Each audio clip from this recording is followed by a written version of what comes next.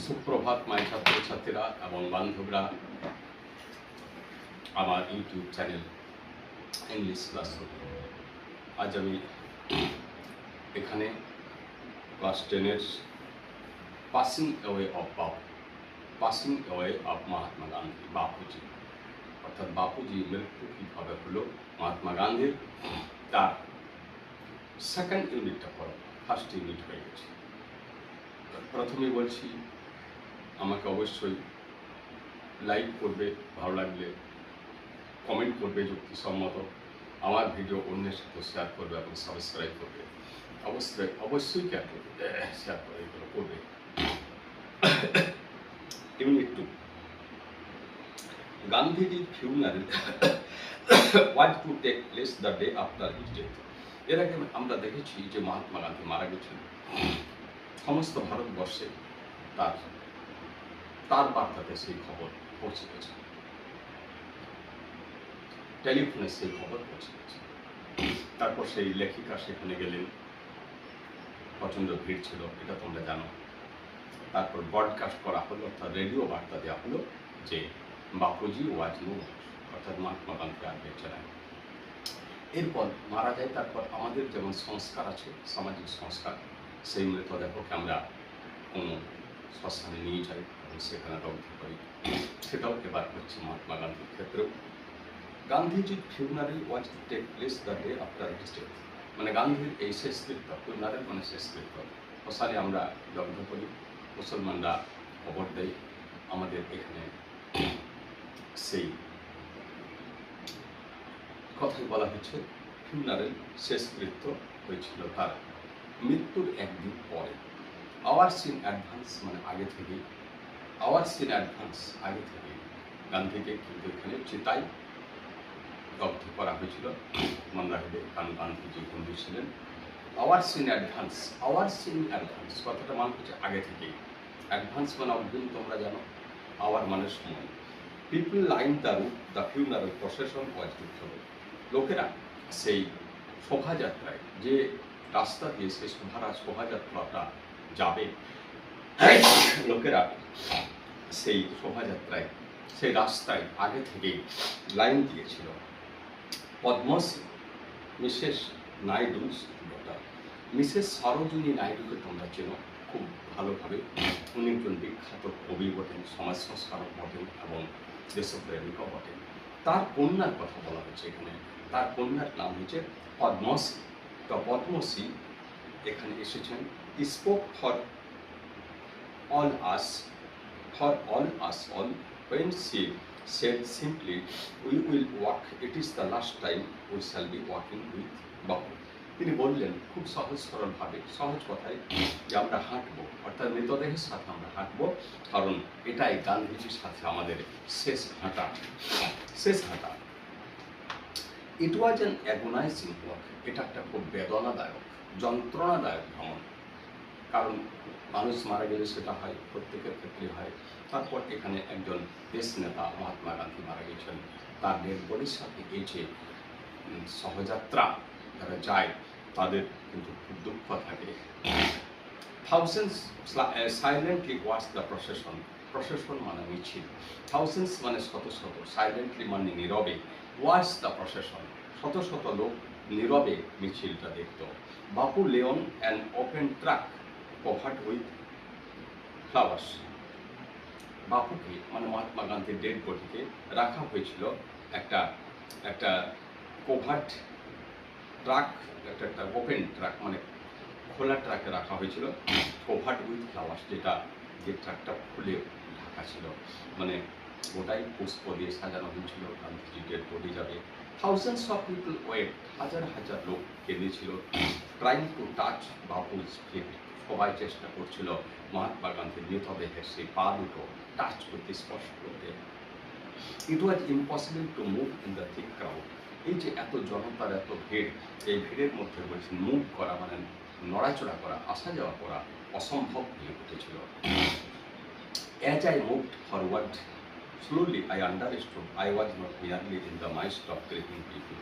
As I moved forward, আমি যখন সামনে যাচ্ছিলাম, স্লোলি ধীরে ধীরে আই আন্ডারস্টুড, আমি বুঝতে পারলাম, I was not merely in the midst of breaking people, যে আমি শুধুমাত্র অনুশোচনা পীড়িত লোকের মধ্যে একজন নই। This was even more than the funeral procession of ইন্ডিয়ার বিলাভেড লিডার। আমার কাছে একটা ভারতের প্রিয় নেতার শেষকৃত্যে শোভাযাত্রায় নয়। আই ওয়াজ এমন people for hmm walking with Bapu had a special meaning. আমি সেই সব লোকেদের মধ্যে একজন যাদের কাছে মহাত্মা গান্ধীর সাথে ডেড বডির সাথে হাঁটাটার একটা বিশেষ অর্থ ছিল। স্পেশাল মিনিং মানে বিশেষ অর্থ। We had walked with a Bapu over the rough and smooth of ইন্ডিয়ার রিসেন্ট হিস্ট্রি। আমরা মহাত্মা গান্ধীর সাথে হেঁটেছি ভারতের এই সাম্প্রতিক ইতিহাসে, মানে মহাত্মা গান্ধীর সময়কাল সেই মোটামুটি ঊনবিংশ শতাব্দীর শেষ দিক এবং বিংশ শতাব্দীর প্রথম দিক। এই সময়টাতে বলছেন যে মহাত্মা গান্ধীর সাথে আমরা বহু হেঁটেছি। ওয়াকিং উইথ বাপুজি এর একটা বিশেষ অর্থ আছে মহাত্মা গান্ধীর সাথে হাঁটা। রিসেন্ট হিস্ট্রি মানে সাম্প্রতিক ইতিহাস অর্থাৎ আধুনিক ইতিহাস, অর্থাৎ আমাদের যে বিপ্লবের বা দেশপ্রেমিকের ইতিহাস, যে ইতিহাসে আমরা ইংরেজদের সাথে সংগ্রাম করেছিলাম। We could not now accept the fact that the man who had led us over many difficult paths, আমরা এটাকে গ্রহণ করে নিতে পারছিলাম না যে যিনি আমাদেরকে বহু কঠিন রাস্তা দেখিয়েছেন, মানে জীবনের কঠিন সমস্যায় আমাদের সাথে থেকেছেন, was never going to with us going to walk with us again, আর তিনি আমাদের সাথে কখনো হাঁটবেন না। এটা ভাবতেই খারাপ লাগছে, গ্রহণ করা যাচ্ছে না, অ্যাকসেপ্ট করা যাচ্ছে না যে গান্ধীর সাথে কথা হেঁটেছি আর হাঁটা হবে না। বাপুর স্লাইড ফিগার হ্যাড ওয়াক, বাপুর এই ছোট্ট দেহটা বেশ হাঁটতো, স্টাফ ইন হ্যান্ড, হাতে একটা স্টাফ মানে ঝড়ি থাকতো। Over a large part of India, ভারতের একটা বিশাল অংশ তিনি হেঁটেছিলেন। যেমন বিবেকানন্দ হেঁটেছিলেন, যেমন মহাপ্রভু শ্রী চৈতন্য হেঁটেছিলেন, ফাহিয়ান হুয়েনসাং চীন দেশ থেকে হেঁটে এসেছিলেন। এরকম বহু লোক তখনকার দিনে প্রচুর হাঁটতেন, এখন সেই জিনিসটা নাই বললে চলে। To walk is to make slow progress, হাঁটা মানে হচ্ছে ধীর প্রগতি। তোমরা জানো যে গান্ধী ধীর প্রগতিতে বিশ্বাস করতেন। স্বাধীনতার ক্ষেত্রেও তিনি বলতেন ধীরে ধীরে স্বাধীনতা আসবে। তো হাঁটাটা হচ্ছে ধীর প্রগতির একটা লক্ষণ, একটা সংকেত। It is to think with clarity and closely look at all that is around us. তুমি যদি কোথাও দেখবে হেঁটে যাও, তাহলে তুমি স্বচ্ছভাবে অনেক কিছু দেখতে পাবে রাস্তার চারিদিকে। হেঁটে গেলে কিন্তু বহু কিছু দেখতে পাবে, ছোট জিনিস, বড় জিনিস, প্রাকৃতিক দৃশ্য, অন্যান্য মানুষ যারা পাশের মাঠে চাষ করছে বা অন্যান্য কাজ করছে, নীল আকাশ, এসকল সব তুমি হেঁটে গেলে দেখতে পাবে। কিন্তু তুমি যদি দ্রুতগামী কোনো ভ্যাকেলে যাও, যানবাহনে যাও, তুমি সেটা দেখতে পাবে না। হাঁটার হচ্ছে একটা সুবিধা। From small insects to the Horizon in the distance, একেবারে ছোট্ট একটা পতঙ্গকে দেখতে পাবে, আর দিগন্তে একেবারে তুমি এই দিগন্ত দেখতে পাবে। দূরে যে দিগন্ত আছে, দিগন্ত মানে কি? দিগন্ত মানে হচ্ছে যেখানে আকাশ মাটির সাথে মিশেছে বলে মনে হয়, মিশেছে বলে মনে হয়, তাকে ইংরেজি বলা হয় হরাইজন, বাংলায় বলা হয় দিগন্ত। বাংলায় আরেকটা শব্দ আছে, তাকে বলে দিকচক্রবাল। মনে রাখবে, দিগন্তকে বলা হয় দিকচক্রবাল। ইন দ্য ডিস্টেন্স মানে দূরে। মোরিভার উপরন্তু, to walk was open the only way open to the average Indian.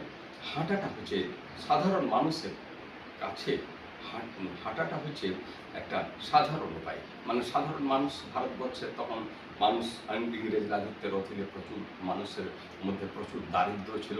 এই অবস্থায় হাঁটাটা ছিল সাধারণ মানুষের ভ্রমণের একটা সবচেয়ে বড় সুযোগ, সবচেয়ে বড় সহজ উপায় ছিল। এভারেজ ইন্ডিয়ান মানে বেশিরভাগ মানুষ, এভারেজ কথাটা আক্ষরিক অর্থ গড়, অর্থাৎ বেশিরভাগ মানুষ, কমন পিপলের কাছে হাঁটাটা ছিল সবচেয়ে সুবিধাজনক। কারণ তার যুক্তি আছে, it required no vehicle except his own body. It required মানে এটা দরকার হয়, কোনো যানবাহন দরকার হয় না তার দেহটা ছাড়া। এক্সেপ্ট EXCEPT, এক্সেপ্ট মানে ছাড়া বা ব্যতীত, হিজ ওন বডি তার নিজের দেহটা ছাড়া কিছু দরকার হয় না। And cost him nothing but his energy, এর জন্য কোনো পয়সা দিতে হয় না, কেবলমাত্র শরীরের এনার্জি দিতে হয়। আমার যারা খেটে খাওয়া মানুষ, সাধারণ দরিদ্র মানুষ, তাদের এনার্জি যথেষ্ট আছে, অতএব ওটা দিতে তাদের কোনো অসুবিধা হতো না, এবং এর জন্য কোনো ভ্যাকিল যানবাহন দরকার হতো না। তো মহাত্মা গান্ধী তো সাধারণ দরিদ্র মানুষের জন্য অনেক কাজ করেছেন। তিনি এটা বুঝেছিলেন যে হাঁটাটা দরকার। এখন আমরা হাঁটছি, বাড়তে হাঁটছি, যেহেতু আমরা এখন খুব গাড়ি চালাই, তাই আমাদেরকে আলাদা করে মর্নিং ওয়াক করতে হয়। বোঝো জিনিসটা, গান্ধীজি কত বড় বাস্তব ছিলেন। গান্ধীজি টুক দিস নেসেসিটি, গান্ধী এই প্রয়োজনীয়তাটা গ্রহণ করেছিলেন যে হাঁটা প্রয়োজন আছে, হাঁটা সাধারণ মানুষের কাছে খুব সহজ একটা উপায়, খরচা কম হয়, কোনো যানবাহন লাগে না, নিজের বডিটা লাগে এবং বডির এনার্জি লাগে। And he took much that was a common place and transform it into a joyful effort.